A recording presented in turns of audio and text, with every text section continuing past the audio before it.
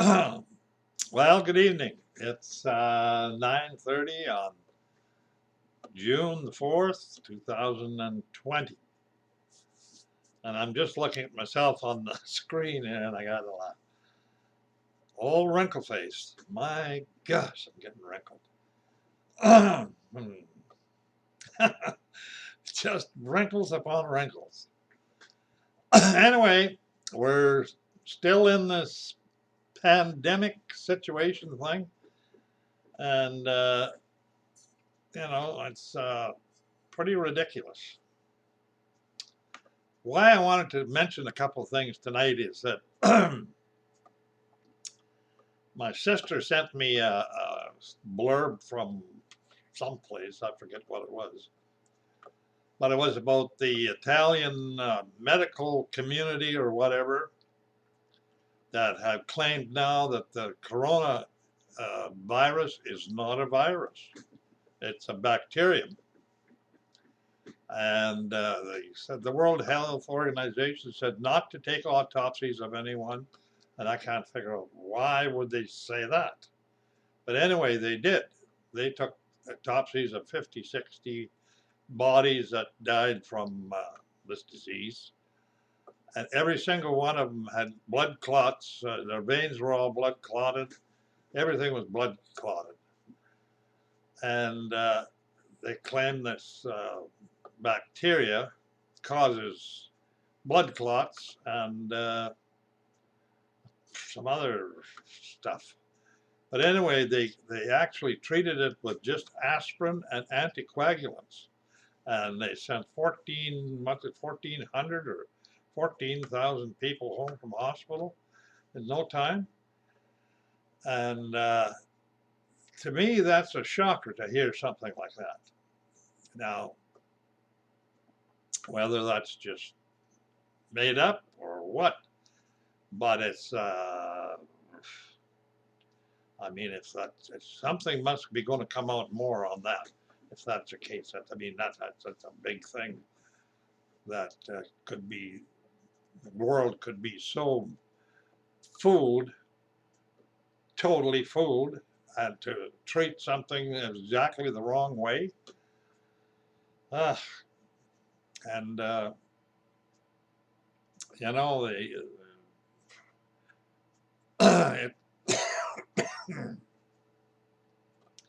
it's a situation that I've never seen before, but to destroy the economy and jobs and businesses and everything over something where I don't know one person who had it. I was in the hospital and had an operation on my prostate. I was in there for 2 days. I asked the nurses in there if they knew of anyone who had it. They said no. And I thought, why is this whole city shut down if that's the case? There was most likely more people died from the flu that week than. And what I notice is the absolute fear that's been put into people. There are people that if you walk past them a little too close, they jump back in horror and carry on like crazy. And I have to admit, it seems to me that women are more susceptible to this fear than men are. And I can understand that really, actually. But this is one thing. The other thing is the riots that started in the States the other day. And it's only a couple of days ago now. But where this policeman wrestled this guy, a black guy, on the ground and was holding him down. And they claimed that he had his knee on his neck and holding him, and he died. And they claimed that he had his knee on his neck, and so he couldn't breathe. But I understand now they've done autopsies and whatever else, and he died of a heart attack. He did not die of asphyxiation. And they are nailing this cop because he's a white guy, to the wall. They're going to try and milk him for everything that's ever been done to a black person in the States. And the politicians are milking it and building it up and promoting riots and all kinds of stuff, and saying it's fine, go ahead and riot, burn buildings down, do whatever. And that's, I don't think that's got anything to do with this guy dying. I think it's an actual political deal that they're promoting in the worst possible way, and killing people and destroying property, and they know that there are people behind these people agitating them on. They're not peaceful protesters. They're peaceful protesters don't smash windows and loot stores. And it's, you know, I didn't think it was going to get this bad in the States, but it is bad. And they're doing it to try to remove Trump, Donald Trump from office as president. That's what it is. It's the Democrat Party that's trying to do this. And talk about devilish Democrat dirty tricks. And I mean, it doesn't seem to be any limit to what they will do and say. So, to me, I can see, I have a feeling that there's something drastic going to happen in the States. And that's too bad. I mean, a country like the United States has to go through this and most likely collapse over it or go down the tube or whatever. Turn it into a police state or whatever it will happen. But it's also, it smacks to me of God's plan, what it is. It's the start of the birth pangs, is what Jesus called it. He said there'd be birth pangs of problems and troubles and stuff, and getting worse all the time. Each time it happened would get worse. Well, that's what happens. It's worse than it was before, any time before. Everything gets worse. So I guess you younger people will most likely see this. I maybe won't see it, but this world is not on a long track deal. Not anymore. It's it's more and more getting to look like well, this business of promotion of all the stuff that they're doing. Stay home, stay distance apart, wear a mask, do all this to stay safe. And keep safe. Safe. You got to be safe. And I think to myself, safe from what? Safe from...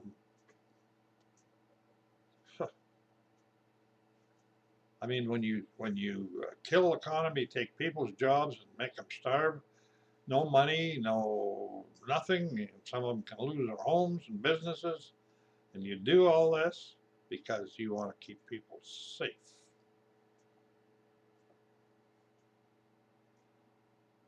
I don't know. And people, the thing about it is, right in your face, it just proves how easily people can be manipulated.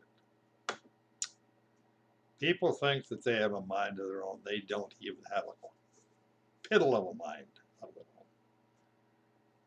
No such thing. They are manipulated to the nth degree. Propaganda is so powerful. Media is so powerful. People are so weak, and people just don't know anything. So they believe everything they're told. Right, wrong, they have no idea to know whether this is true or not. They're just fed by, well, I don't know what you call it, malicious people. Uh, I, I was down to the lake today, and I do go down once in a while. And I've met a guy that's parks down there every day. He's a retired doctor. And he parks down there in his van and takes his bike and rides his bike around town and around the country. But he parks down there every day. Goes down there early and stays there.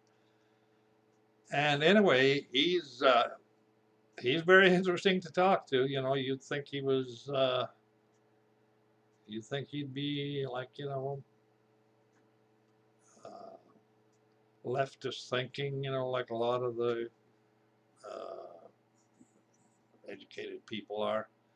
But he is not. He is very down to earth about things, and he travels the world.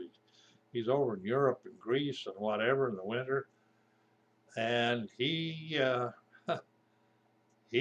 all in favor of Donald Trump in the States. He's really thinks that they were smart to get a hold of him at this time. And while I'm down there, another couple pulls up and another guy.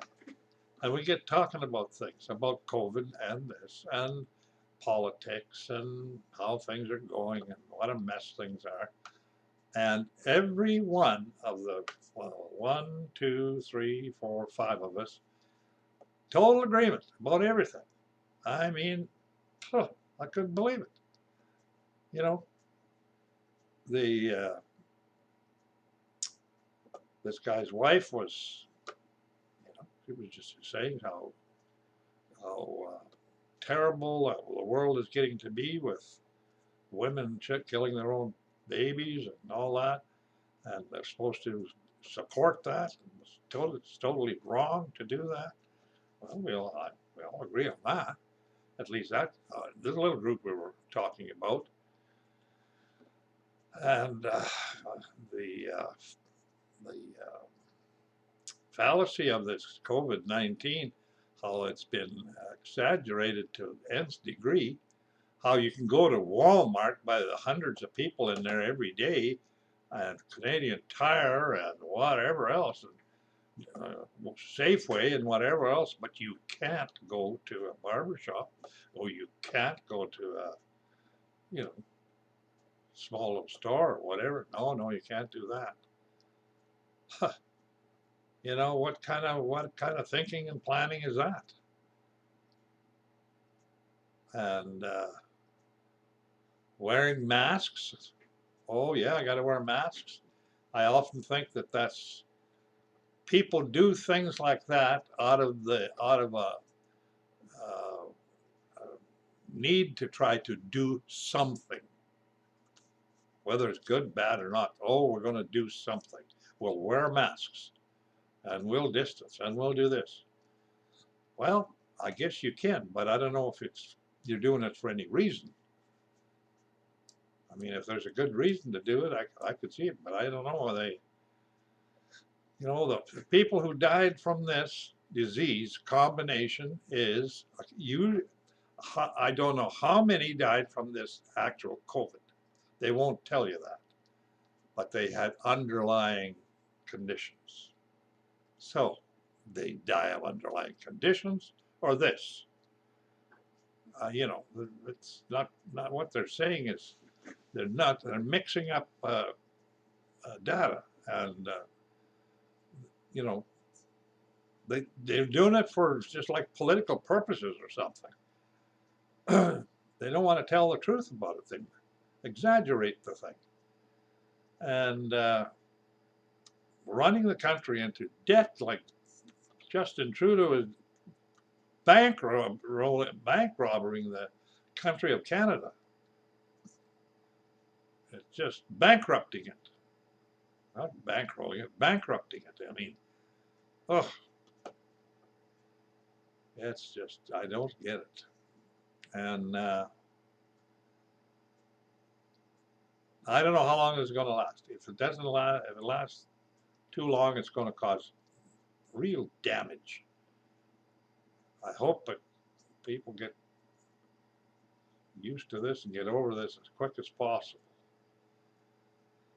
Yes, this business in Italy of saying the whole thing is false. It's not a virus, it's a bacterium.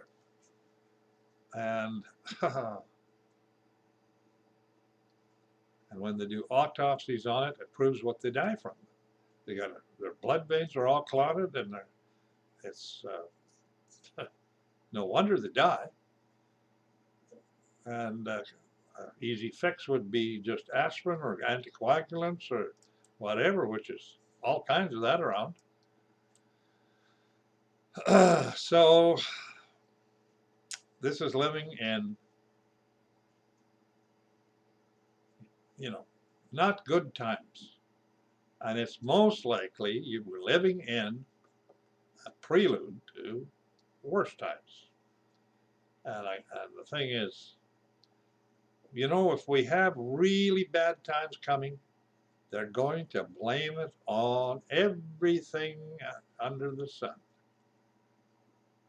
They won't acknowledge that maybe God is the reason for it, that God has said it's going to be. It's going to be that way. It's going to end that way. There's going to be many, many people die and killed in this world soon. I don't know. A third of the people are going to get killed from this, and a whole bunch are going to get killed from that. So I don't know how many people are going to be left when this tribulation thing is over with. I don't know if it'll be half the world or not. I kind of doubt it. I don't know.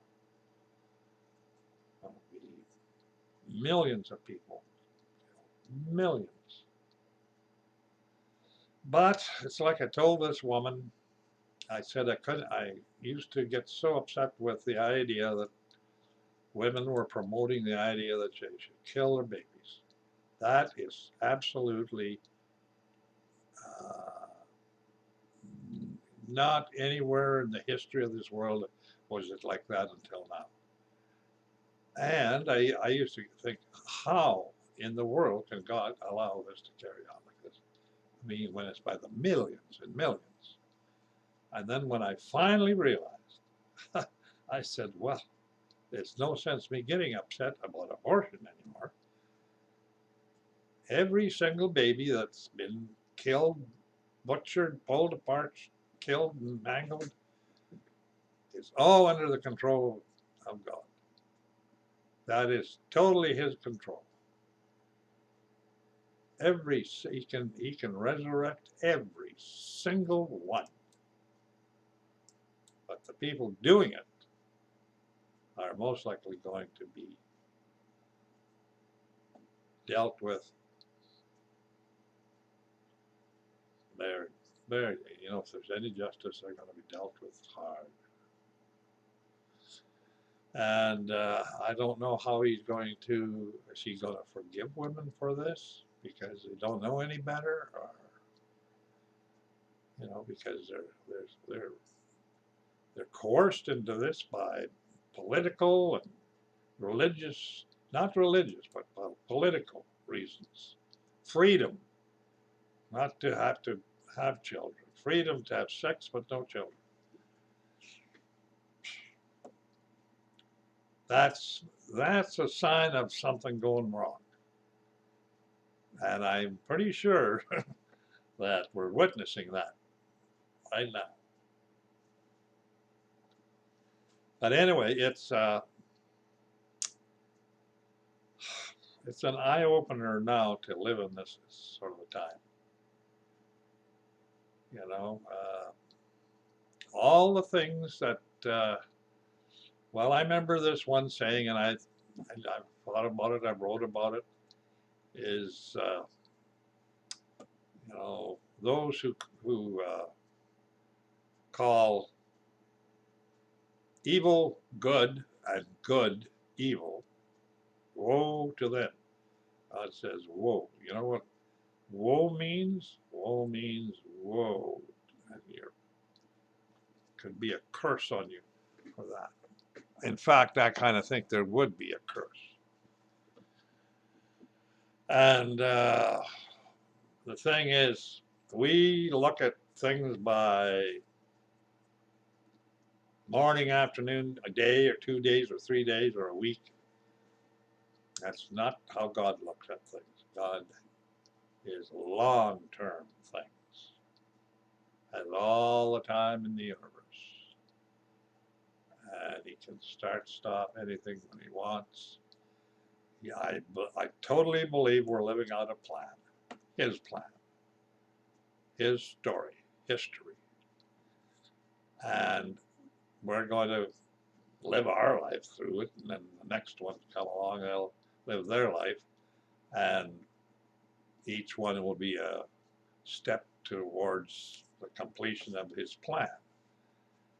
And you know, it's a big plan. I mean, you can believe that because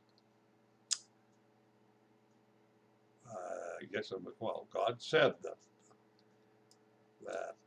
the lamb was slain before the foundation of the world.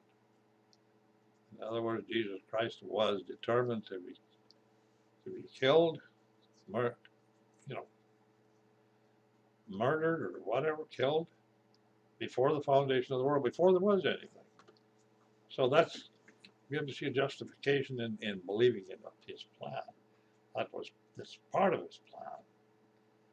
He created all these people and tribes and nations, and I guess he knew that he had to create them with free moral thinking or free choice, and they had to choose or not choose.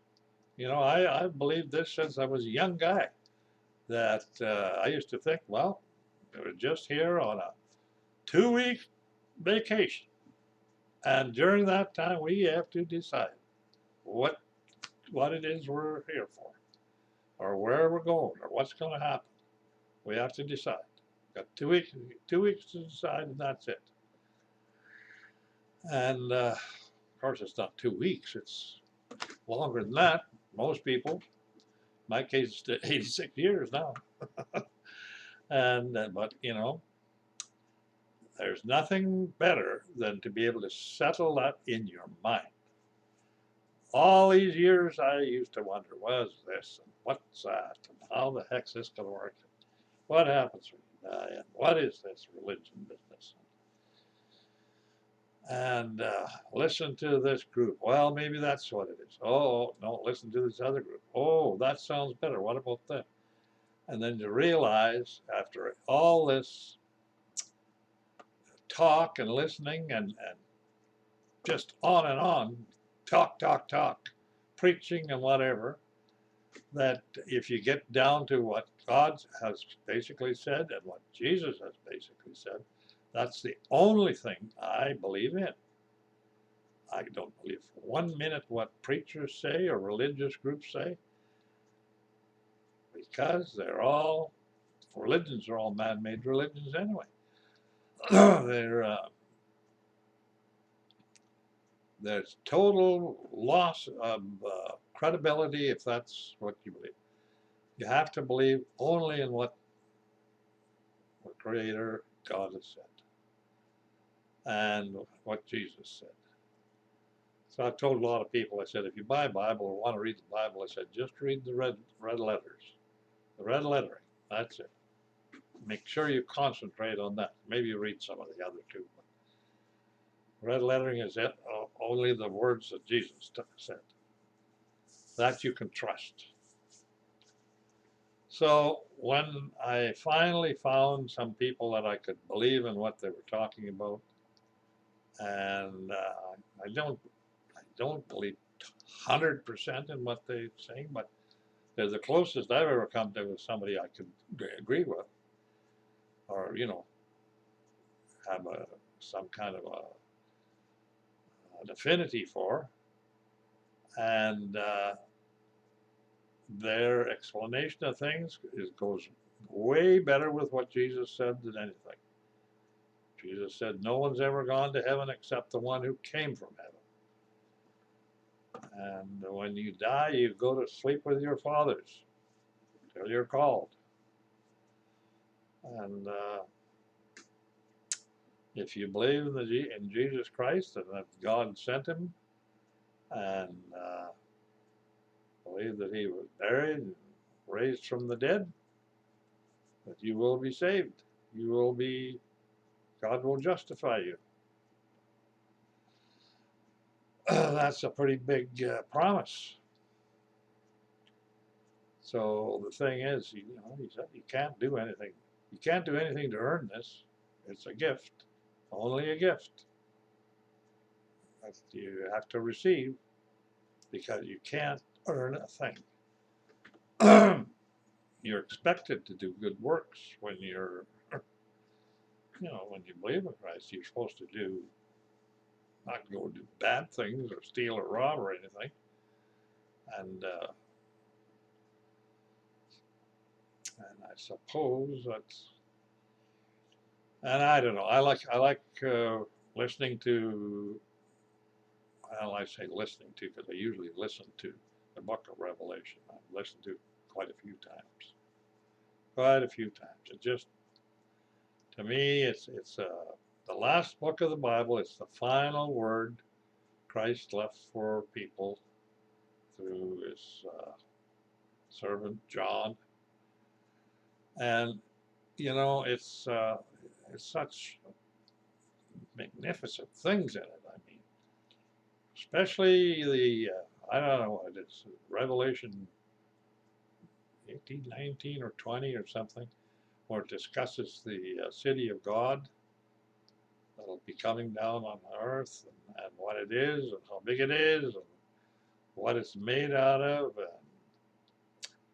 and that's you read and pay attention to that, and it just absolutely blows your mind, because I mean, you can't fathom a building that size.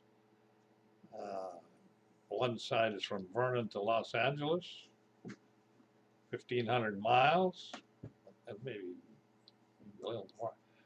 I don't know if that's long enough or not, but it should be close. And then also 1,500 miles high.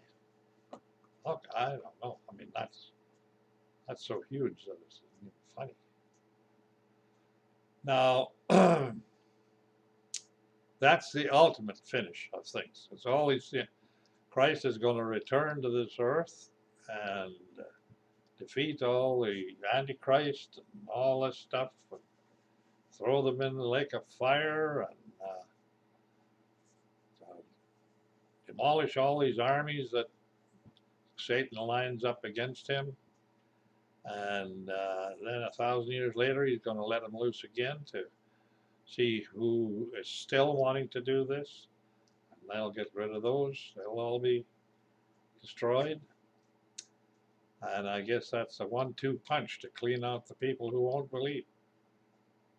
And I imagine there's lots. And then, Christ is going to rule for 1,000 years. That's a long time. And people are going to be people who believe in him and who are resurrected in the first resurrection are the ones who are supposed to be around and rule with him on earth for 1,000 years. Pretty interesting. There's a lot of stuff got to go under the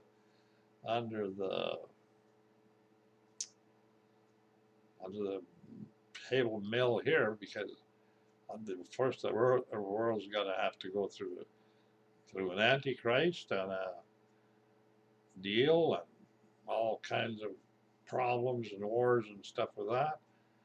Then after that, God comes and destroys the Antichrist. Then he runs the world for 1,000 years and cleans everything up. And then, I guess, after the 1,000 years, he says that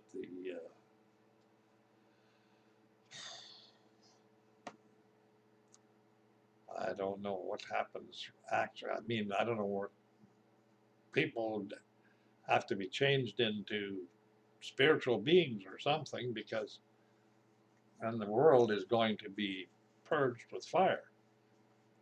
Totally, totally purged with fire because it has to be purified before God can come here. He wouldn't come here because it's all the history of mankind on the earth that has to be burnt out, and cleaned out, and changed. He says there'll be a new earth, new heavens. There'll be no more sea. Can you imagine what if the earth is going to be burned by fire? I guess the water would evaporate or something. There won't be any sea. Yet there will be water in the kingdom of God. It will come out right from the throne of God in the city of God, and like a river running right out of it.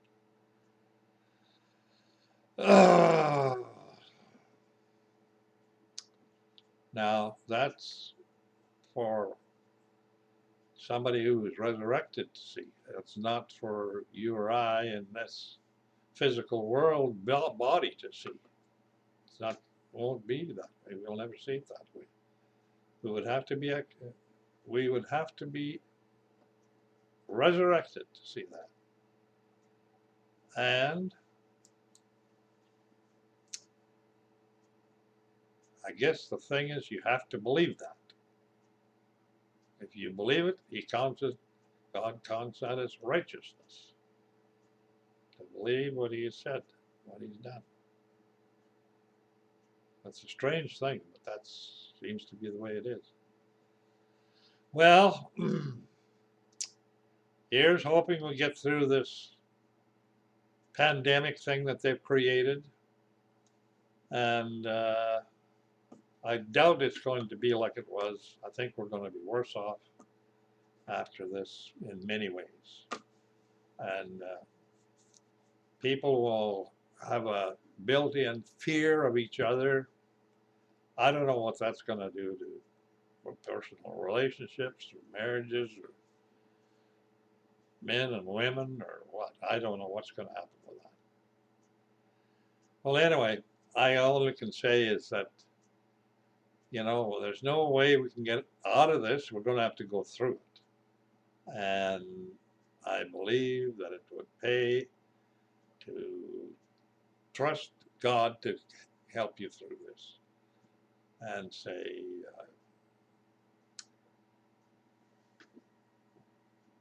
to ask God for, I think that would be the right thing to do. Anyway, God bless and good night.